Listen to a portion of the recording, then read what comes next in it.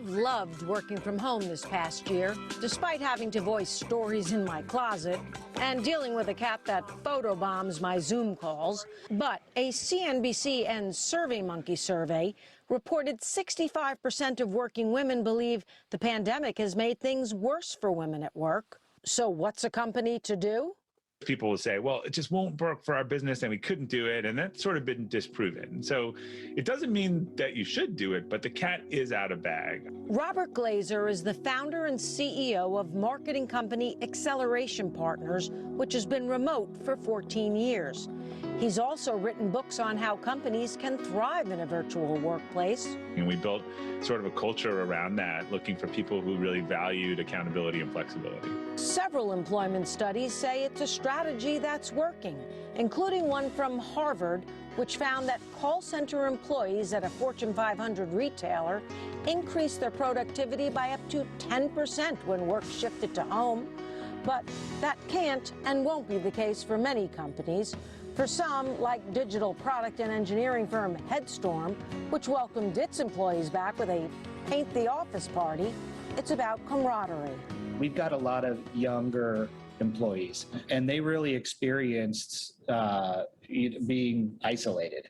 For others, it's the challenge of complying with labor laws, according to Rick Selby, an employment attorney with Dworkin and Bernstein. Where you have hourly employees and you have to track the hours they work, establishing sign in and sign out procedures. But what if you don't want to go back?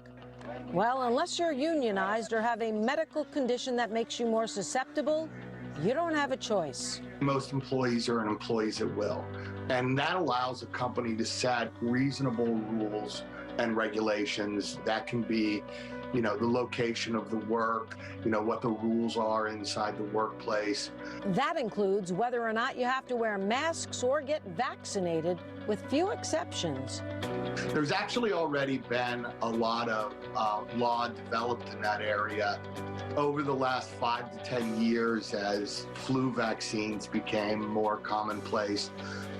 There were some employers, particularly healthcare providers, who would mandate that employees get the flu vaccine every year. For many employers, bringing back workers will come down to profitability. But Glazer says the most successful outcome will come to companies and employees honest with their needs.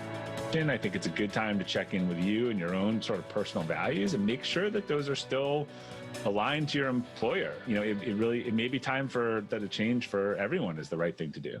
There were laws that gave employees 12 weeks paid leave if they couldn't come to work for COVID-related reasons, including daycare or school closings, but those laws have expired. I'm Danielle Serino, 3 News.